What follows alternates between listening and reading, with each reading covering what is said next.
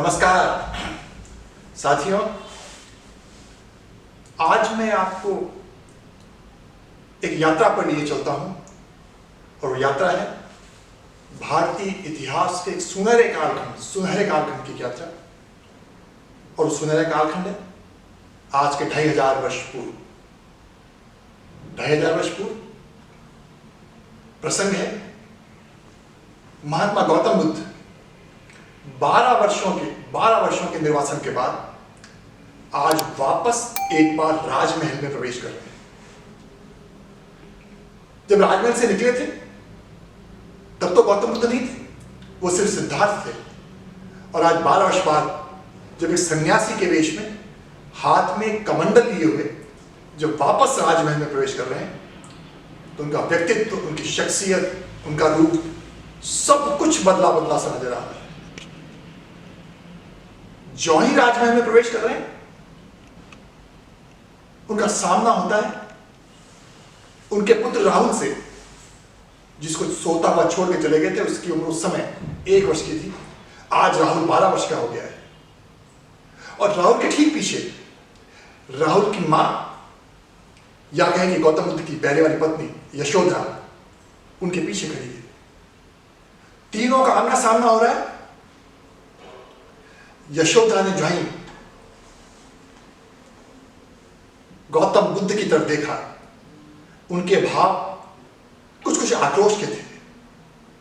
आक्रोश इसलिए, उनके मन में हमेशा ही आक्रोश था पिछले 12 वर्षों में कि काश गौतम बुद्ध मुझे कहकर के चले जाते, सखी वे मुझसे कहकर जाते, सिद्ध हेतु स्वामी गए यह गौरव की बात, पर बिना कहे गए यही बड़ा व्याघात। मैथिली शब्द ने इस कालखंड की बड़े सुंदर शब्दों में रचना की।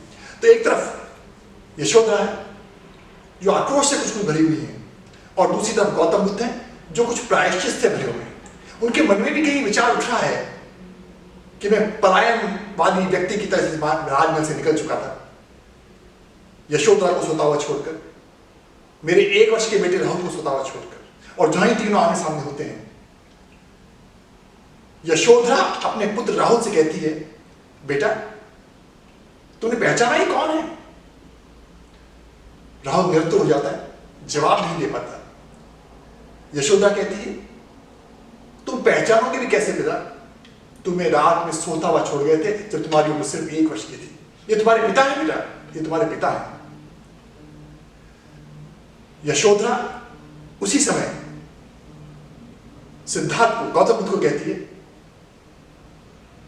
कि गौतम बुद्ध, अगर तुम मुझे यहां पर भी कह देते कि तुम्हें संन्यास में जाना है तो महलों में भी मैं तुम्हारे आड़े नहीं आती। जो कुछ तुम्हें जंगल में जाकर मिला वो सारा का सारा वातावरण मैं तुम्हारे लिए राजमहल में भी तैयार करवा सकती थी। मैं जिंदगी भर तुम्हें अपनी शक्ल नहीं दिखाती, बस मुझे पश्चाताप करना है कि तुम मुझे कहकर के नहीं गए।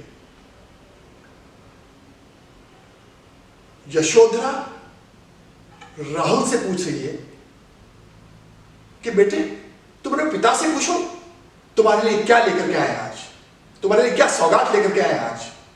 और बस यही एक वाक्य जिसने संपूर्ण भारतीय इतिहास की युग चेतना को नया मोड़ दे दिया। साथियों, जो ही राहुल पिताजी से पूछता है कि आज आप मेरे लिए क्या लेकर के आए हैं, गौतम बुद्ध कहते हैं, बेटा 12 वर्षों के बाद मैं तुम्हारे लिए ये कमंडल लेकर के आया, ये कमंडल लेकर के आया। क्या तुम इसको थाम सकते हो? बिना एक क्षण का विलंब किए हुए साथियों, राहुल उस कमंडल को थाम लेता है और उसी दिन गौतम बुद्ध के संग में वो दीक्षित हो जाता है, एक सन्यासी की तरह से। जब राहुल को दीक्षित होते हुए देखती है तो उसकी मां यशोधरा जो पीछे खड़ी होती है, उसी समय यशोधरा भी कहती है, अगर बेटा राहुल, अगर तुम दीक्षित हो रहे हो संग में, तो मैं भी भिक्षुणी बनकर के अपना जीवन व्यतीत करूंगी, मैं भी सन्यासिनी बनकर के अपना जीवन व्यतीत करूंगी। साथियों, यही इसकी पराकाष्ठा नहीं है, यही इस कालखंड का क्लाइमैक्स नहीं है। क्लाइमैक्स अब आगे मैं बता रहा हूं। वो क्लाइमैक्स ये है कि जो ही राहुल दीक्षित हुए और जो ही यशोधरा दीक्षित हुई, उसके बाद से भारतीय इतिहास में, बौद्ध धर्म के इतिहास में हमेशा के लिए यशोधरा और राहुल के रोल का पटाक्षेप हो गया। भारतीय इतिहास में सन्यासिनी बनने के बाद यशोधरा ने किस तरह का जीवन व्यतीत किया, आपको कहीं भी उल्लेख नहीं मिलेगा। राहुल ने भिक्षु बनकर के किस तरह का जीवन व्यतीत किया, उसका कहीं भी उल्लेख नहीं मिलेगा। बौद्ध धर्म का प्रसिद्ध धर्मग्रंथ धम्मपद मैंने पूरा पढ़ा है। दीक्षा के बाद में यशोधरा का लेख नहीं है, राहुल का लेख नहीं है। यशोधरा ने बिल्कुल आम सन्यासिनी बन करके उस संघ में अपने जीवन को व्यतीत किया, बिना किसी नाम के चाहत के, और यही हाल राहुल का भी है। क्या आज के संदर्भ में इस तरह की भूमिका आप देख सकते हैं? छोटा से छोटा एमएलए और छोटा से छोटा मंत्री होता है, वो भी अपने बेटे और बहुओं के लिए पूर्ण साम्राज्य खड़ा करके जाने की इच्छा रखता है। ये भारतीय इतिहास का एक स्वर्णिम पृष्ठ है साथियों। और उसी कालखंड से जुड़ी अब मैं एक दूसरी घटना लेकर के आ रहा हूं, वो भी आपको उसी कालखंड के सुनहरे पृष्ठ की याद फिर दिलाएगी। दूसरा उदाहरण साथियों, सिर्फ फिर गौतम बुद्ध से जुड़ा हुआ। गौतम बुद्ध ध्यान में बैठे हुए हैं और अचानक सामने उनके दर्शन करने महाराज प्रसन्नजीत आते हैं। अब प्रसन्नजीत, हो सकता है आपने उनके बारे में ना पढ़ा हो, मैं बता दूं कि प्रसन्नजीत कौन थे। महाराज प्रसन्नजीत कौशल प्रदेश के महाराजा थे, कौशल प्रदेश के राजा थे। और वो कितने बड़े राजा थे इसका मैं आपको बता दूं वर्णन। उनकी पहली जो पत्नी थी वो बिंबिसार की बहन थी। बिंबिसार जो उस समय मगध के राजा थे, उस समय मगध बहुत बड़ा राज्य हुआ करता था। उस मगध के राजा की जो बहन थी वो उनकी पत्नी थी, और मगध की राजकुमारी थी। उस बिंबिसार की बहन से उन्होंने शादी की। तो आप सोच सकते हैं प्रसन्नजीत कितने बड़े राजा उस समय के हुए। और दूसरी शादी उन्होंने की, जो दूसरी पत्नी थी वो जरूर उनकी दासी पुत्री से उन्होंने विवाह किया, जिसका के नाम मल्लिका था। प्रसन्नजीत उनके दर्शन करने आते हैं। गौतम बुद्ध अपने आंख खोलते हैं कि ध्यान से, अब उनका समय समाप्त होता है। जब वार्तालाप चल रहा होता है प्रसन्नजीत के साथ, उसी समय करीब 75 वर्ष के एक बौद्ध सन्यासी आकर के गौतम बुद्ध के चरणों में नमन करते हैं। गौतम बुद्ध उस 75 वर्ष के सन्यासी से पूछते हैं कि आपकी उम्र क्या है, आपकी उम्र क्या है।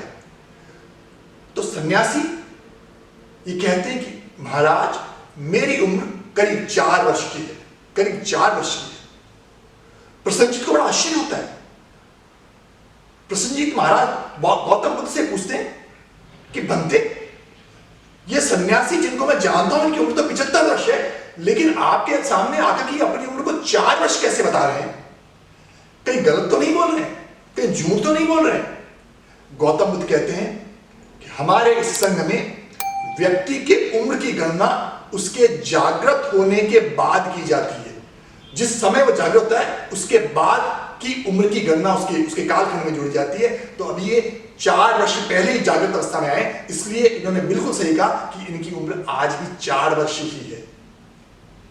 गौतम बुद्ध आगे प्रसन्नजीत को कहते हैं कि प्रसन्नजीत, तुम भले ही राजा हो, महाराजा हो, पूरे कौशल प्रदेश के स्वामी हो, लेकिन तुमने अपनी जिंदगी के 60 वर्ष पूरे बर्बाद कर दिए, बर्बाद कर दिए। सोचिए, गौतम बुद्ध जैसा सन्यासी एक कौशल प्रदेश के महाराजा को भी कह रहा है कि तुमने 60 वर्ष पूरे बर्बाद कर दिए हैं।